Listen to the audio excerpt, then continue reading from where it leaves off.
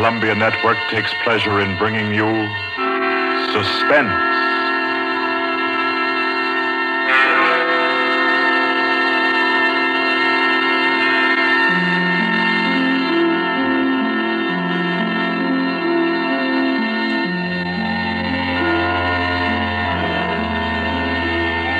Suspense, Columbia's play theater of outstanding thrillers, produced and directed by William Spear and scored by Bernard Herrmann. The notable melodramas from fiction and stage and screen, from the world's great literature of entertaining excitement, presented each week to bring you to the edge of your chair, to keep you in suspense.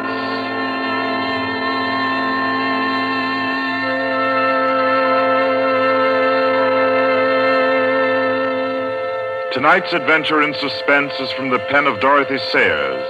She called it The Cave of Ali Baba. Like the tale told by Scheherazade, a distinguished ancestress in the storytelling art, Miss Sayers' thriller deals with 40 thieves and with 2 magic words. For your uneasy listening, then, Suspense presents The Cave of Ali Baba.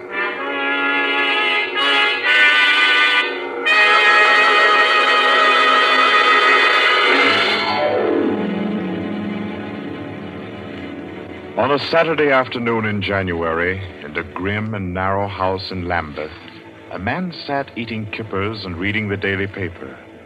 He was smallish and spare, with brown hair rather too regularly waved and a strong, brown, pointed beard. His double-breasted navy blue suit, his socks, tie, and handkerchief were all scrupulously matched, and his brown boots just a trifle too highly polished. He did not look a gentleman, not even a gentleman's gentleman. Yet there was something about his appearance which suggested that he was accustomed to the manner of life in good families. A superior butler, perhaps, yet not old enough to be retired. A footman who had come into a legacy, yes. He had just finished eating, and he was sipping his coffee when a slight noise at the front door caught his ear. Swiftly, too swiftly for a quiet little man sitting eating kippers and reading his paper on a Saturday afternoon, he sprang up. He dashed through the small hallway and he flung the door open. Of course, no one in sight. The society is at least dramatic in its delivery of its correspondence. And as if he knew what he would find, he shut the door and turned to the hat stand in the hall. An envelope had been placed there. It was addressed to Joseph Rogers. So Mr. Rogers opened the note. Number 21. An extraordinary general meeting will be held tonight at the house of number 1 at 11:30. You will be absent at your peril. The word is finality. Finality. Yes, I think so.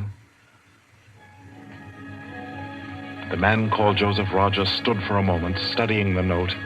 Then he strode to the rear of the house, to a tall safe built in the wall. Carefully, he manipulated a dial. He swung the safe door open. He stepped inside into a small strong room. He opened a drawer marked Correspondence, placed the note inside, and then came out again. A moment to reset the lock for a new combination, and then he went back into the living room. He reached for the telephone. He lifted it from the cradle and then reconsidered. Too dangerous. He hurried upstairs and clambered into an attic. In the furthest corner, he searched for and found a knothole in the woodwork. He pressed it. A concealed trapdoor swung open, and he was in the loft of the adjoining house. He paused before 3 cages, in each of them a carrier pigeon. Carefully, he wrote a note, slipped it under a pigeon's wing. There you are, my pretty. There, take it easy now. There you go. Fly straight. 4:30. I'll send another pigeon at 5 and the third at 6. I should have my answer by 9:30 at the latest. Oh, I forgot one thing most important. Mr. Rogers moved through the trapdoor, back into the attic of his own house, And once again he stood before the tall safe built in the wall. He opened the door, stepped into the strong room, moved for a moment quietly in the dark, and then spoke gently. Now, be good, my sweetheart. I'm depending on you. Open sesame. Come on now, old thing. Open sesame. Open sesame. That's better. That's very much better.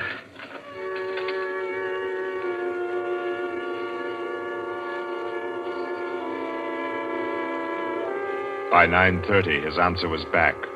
All the little piece of paper said was a hasty okay.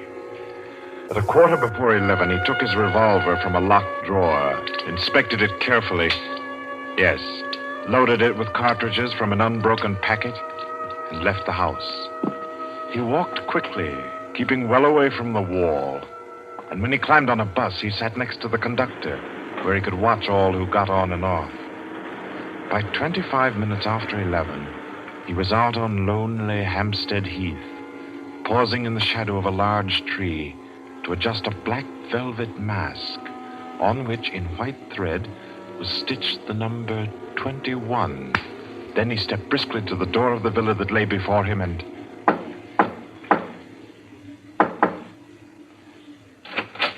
What is it? Finality. Come in. Go right on through. Number 1 will check you in. Right.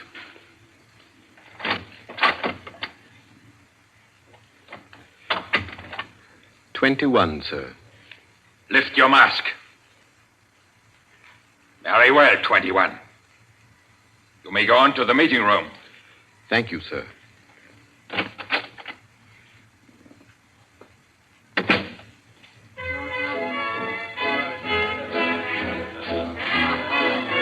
The room of the villa in which Mr. Rogers now stood was a large one, a brilliantly lighted room. There was a gramophone in one corner blaring out a jazz tune. To its rhythm, couples, masked men and women, were dancing. Some were in evening dress, some in tweeds and jumpers. In another corner of the room was the bar. Mr. Rogers went up to it and asked the masked man in charge for a double whiskey. He consumed it slowly, leaning on the bar. The room filled.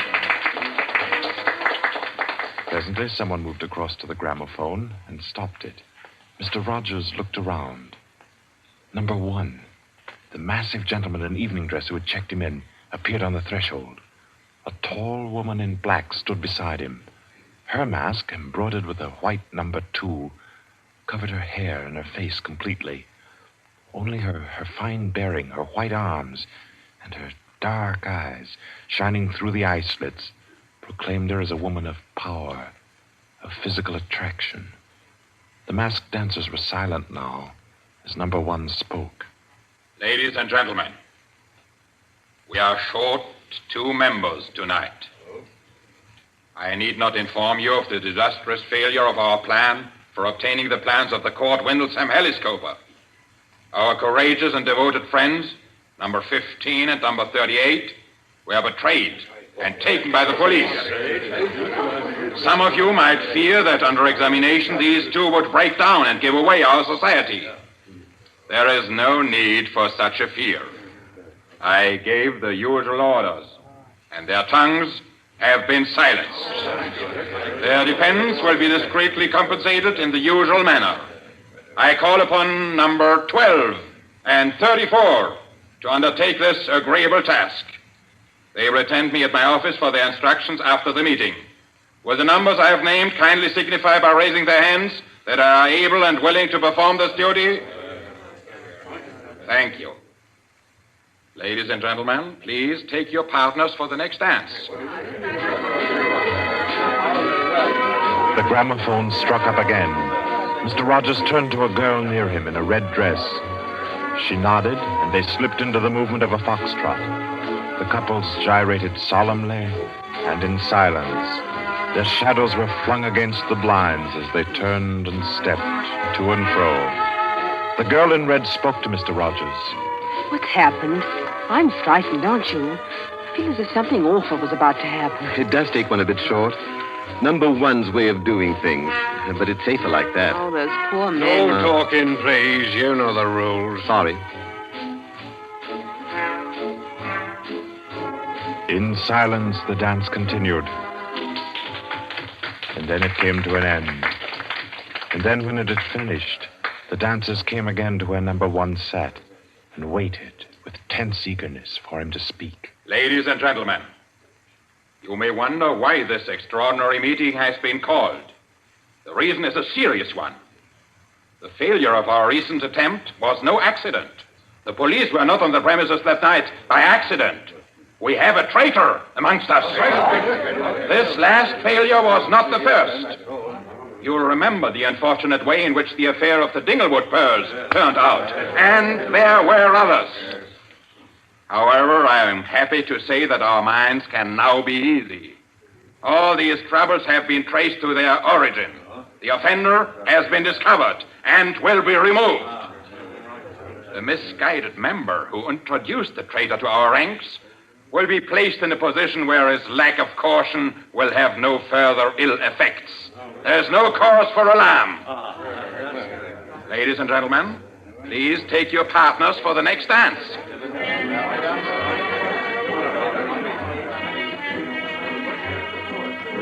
Again, the gramophone took up its bizarre monotony, and the masked dancers glided and turned, and their movements were sharper, more staccato.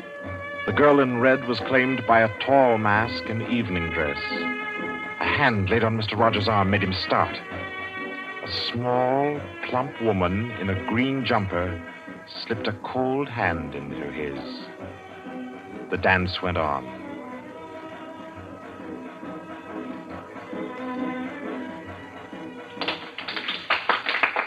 When it stopped, everyone stood detached, stiffened in expectation.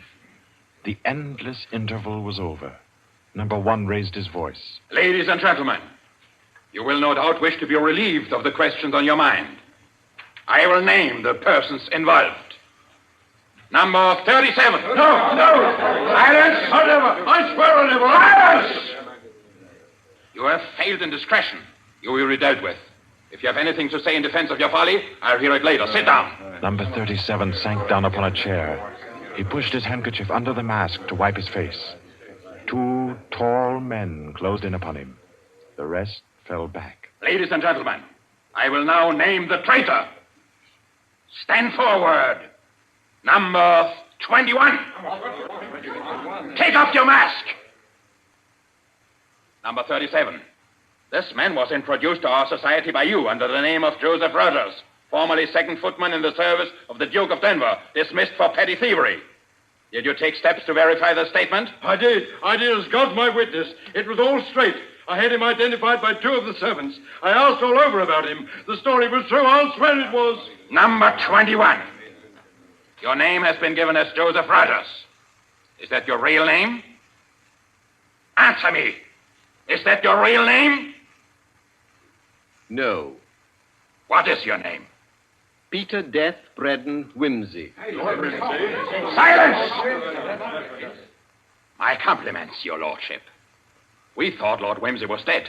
He was killed, so the paper said 2 winters ago, while shooting big game in Africa. He even left a will, proved of £500,000. To his mother, I believe, the Dowager Duchess of Denver. Lord Peter Whimsy, indeed. Well-known book collector, man about town, distinguished criminologist. Took an active part in the solution of several famous mysteries. Taking an active part, if you don't mind. So you deliberately led us to think you were dead and became Joseph Rogers to gain entrance to our society. What has become of the real Joseph Rogers? He died abroad. I took his place. And the end of your impersonation to uncover our society. Precisely. I see. The robbery of your own fete, upon which we congratulated ourselves, and which you helped to execute, was arranged. Obviously. The robbery of the Duchess, your mother, was arranged by you. It was. It was a very ugly tiara. No real loss to anybody with decent taste. The burglary of the Winthrop mansion, the theft of the necklace at Covent Garden, the others as well. You arranged them all. All. May I smoke, by the way? You may not. Numbers 15, 22, 39. You have watched the prisoner. Has he made any attempt to communicate with anybody? None. His letters and parcels have been opened. His telephone tapped and his movements followed. Even the water pipes in his house have been under observation for Morse code signals. You're certain? Absolutely. Then we may be sure that he has been alone in this adventure. Well, ladies and gentlemen, please take your... Very well. Take the prisoner away. And be sure you explain carefully to him first the manner of his death. I'm sure he'll enjoy it. Wait, at least you can let me die decently. Take him away. Stop, I have something to say, something to sell. We make no bargains with traitors. No, but listen. Do you think I haven't thought of this? I'm not a fool. I've left a letter. To whom? To the police. If I don't return tomorrow, it'll be opened. It's a bluff. The prisoner sent no letter. He's been strictly watched for months. I left the letter before I came to Lambeth. Then it can't contain no information of any value. Oh, but it does. The combination of my safe. Indeed? Has this man's safe been searched? Yes. What did it contain? No information of importance, sir. An outline of our organization, the name of the house, nothing that can't be altered and covered before morning. And did you investigate the inner compartment of the safe? You hear what he says, did you? He's trying to bluff. There is no inner compartment. I hate to contradict you, but I'm really afraid you must have overlooked it. And what did you say was in the compartment, if it does exist? The names of every member of this society with their addresses, photographs, and fingerprints. How did you say you contrived to get this information? By doing a little detective work on my own. But you've been watched. True, the fingerprints of my watches adorn the first page of the collection. That statement can be proved? Certainly. The name of number 40, for example... Stop! If you mention names here, you will certainly have no hope of mercy. Bring the prisoner to my office. Ladies and gentlemen, take your partners for the next dance. Yes.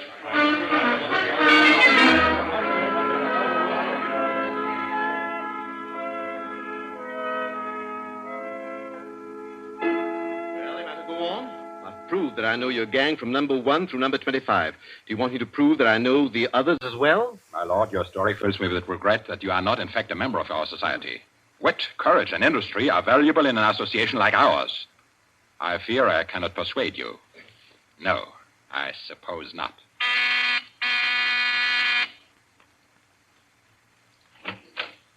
Yes? Ask the members kindly to proceed to the supper room.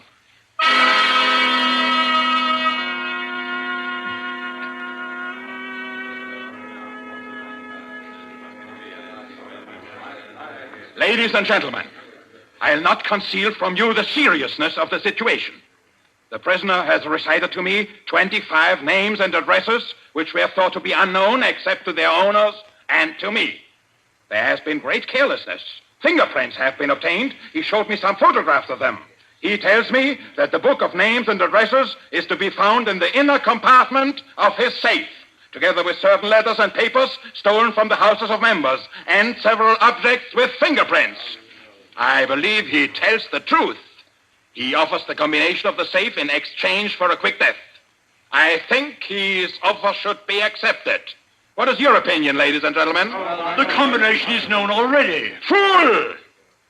This man is Lord Peter Wimsey, a scientist of crime. Do you think he will have forgotten to change the combination? Oh, I say give him the promise. Time's getting short. You agreed? It's a bargain, Wimsey. What is the combination? The word of the combination is unreliability. And the inner door, the inner compartment. In anticipation of the visit of the police, the inner door is open. Good. Number 12 and 36. You will go to the prisoner's house and... Why should any more members That's right. I agree. Nobody ought to be trusted. Then what, ladies and gentlemen, do you suggest? You go yourself. You're the only one that knows all the names. You go yourself. I second that motion. Is the wish of the meeting, then, that I should go? No. I say no. No, don't go. Number 1 is our president, the head and soul of our society. If anything should happen to him, where should we be? You've all blundered. We have your carelessness to thank for all this. Do you think we should be safe for 5 minutes if he were not here to repair your follies? There's something in that. If you will pardon my suggesting it, the lady appears to be in a position peculiarly favorable for the reception of the president's confidences. The contents of my modest volume will be no news to her. Why should she not go herself? Because I say she must not. If it is the will of the meeting, I'll go.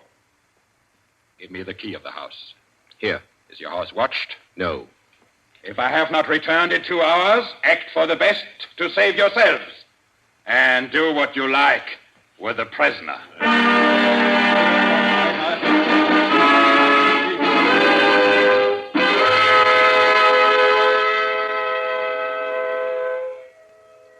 president has been gone 2 hours. Traitor! What's happened to him? How should I know? Perhaps he's looked after himself and gone while the going was good. Liar! Oh. He'd never do that. What have you done with him? Speak, or I'll make you speak. I can only form a guess, madam. I'm afraid that your president may quite inadvertently have left the door of the inner compartment closed behind him, in which case... Yes. Well, let me explain the mechanism of my safe. The inner compartment has 2 doors. The outermost opens outward with an ordinary key. Oh, do you think that the president is so stupid as to be caught in an obvious trap? Undoubtedly, he will have wedged open that inner door. Undoubtedly, madam. But the sole purpose of that inner door is to appear to be the only one. Hidden behind the hinge of that door is another, a sliding panel, also left open. Inside the compartment is the big, heavy ledger containing all the information about this society. This ledger lies on a steel shelf. Do I make myself clear? Oh, yes, go on. The steel shelf is balanced on a concealed spring. When the weight of the book, the ledger, is lifted, the shelf rises almost imperceptibly, and in rising, it makes an electrical contact. Now, let me draw a picture. Your president steps into the inner compartment, sees the book, takes it up, anxiously to examine to see if it's the right one. The shelf rises, the electrical contact is made, and the steel panel behind him slides into place. He's trapped. You devil! What is the word that opens the inner door? Quick, the word. Do you remember the story of Ali Baba and the 40 Thieves? Uh-huh. Well, when I had this safe constructed, my mind went back, well, call me sentimental if you will, to my childhood. The words that open the door are open sesame. Oh. How long can a man live in this devil's trap of yours? Oh, I should think he might hold out for a few hours if he didn't use up all the oxygen by hammering and yelling. I imagine if we go there at once, we'll be able to get him out all right. I'll go myself. I think you'd better take me with you. Why? Well, I'm the only person who can open the door. But you've given me the word. Yes, you have the word. But this door of mine, I'm rather proud of it. You know, it's my own invention. It's the latest thing. It will open to the words open sesame, all right. But to my voice only. Your voice? I'll choke your voice from my hands. What do you mean, your voice only? Don't clutch my throat like that. You'll wreck my voice, and then the door might not recognize it. Ah, there, that's better. The door got stuck for a week once, and when I had a cold. Is what he says true? Is it possible? Perfectly possible, madam. It'll have a microphone arrangement. Could be done also with light vibrations. We must let him go. Take the ropes off him. Let him go, nothing. He doesn't go to blab to the police. The president's done in, that's all. And we'd all better make traps while we can. It's all up, boys. Right. Chuck this fella down the cellar and fasten him in. I'll go and destroy the ledgers. 32, you know where the switch is. Give us a quarter of an hour to clear, then you can blow the place to glory. No, you can't leave one to die. He's your president, your leader. I won't let it happen. I won't. I'll free this man myself. Here, none of that now. Let me go. Let go of me. Think, Lobster, think. It'll be light in an hour or two. The police may be here at any moment. Police? Oh, yes. Yes, you're right. No, we mustn't imperil the safety of all for just one man. He himself would not wish it. Throw this man in the cellar and let's get out of here while there's time.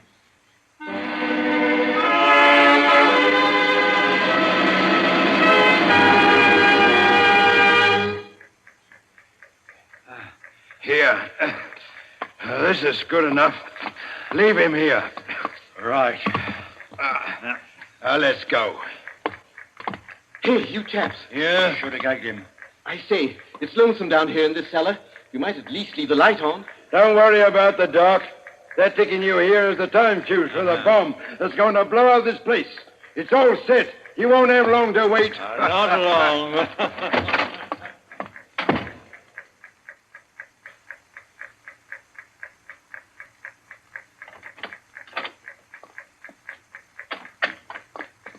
Who is it? Who's there? Hold still, so I can cut the ropes. Well, if it isn't two. My compliments, madam, on your loyalty to your president. Quick. They've set the time fuse. The house is mine. Follow me as fast as you can. Number one must be saved.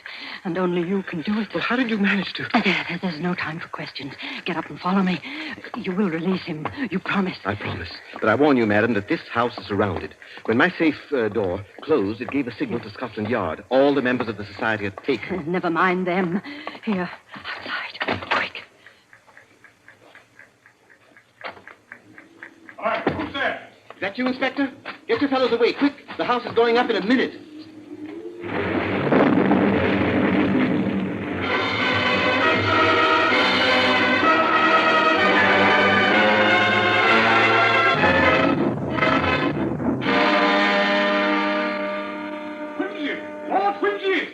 It's Inspector Parker, old man. Are you all right? Yeah, I'm a bit winded.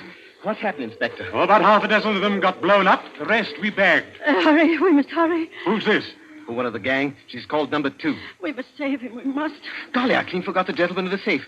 Parker, where's your car? It's down the lane. Send one of your men down to get it. Right. Johnson, bring that car here. Yes, sir. I've got the number 1 of the whole company quietly asphyxiating at home. I promised we'd get back and save him. He's the bloke that we've been wanting. The man at the back of the Morrison case and the Hope Wilmington case and hundreds of others. Is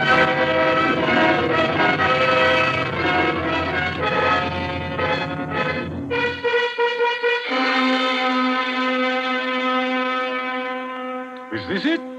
Quite a contraption. Yes, I only hope he hasn't upset the adjustment by thumping at it. Hurry, oh, please, hurry. I hope you haven't hurt my voice. Oh, you sound all right. If I can only be conversational. Come on, old thing. Show us your paces. Open sesame.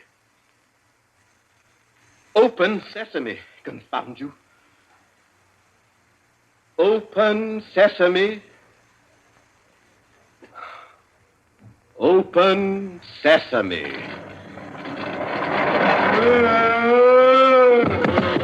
He's dead. Let me see. No, he's not. He lived to stand his trial.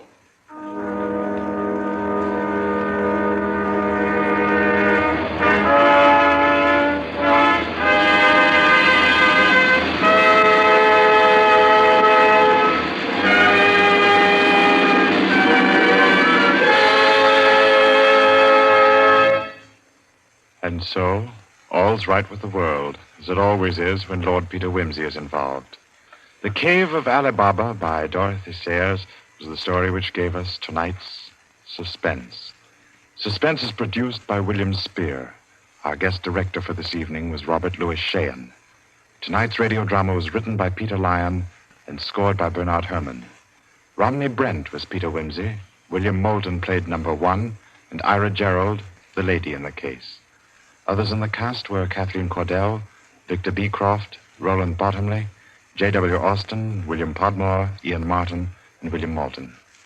Next Wednesday, Suspense will not be heard because of a special all-star Hollywood broadcast which Paramount Pictures will present. 2 weeks from tonight, at this time, Columbia will bring you another selected story from the world's great literature of thrills. Another study in suspense.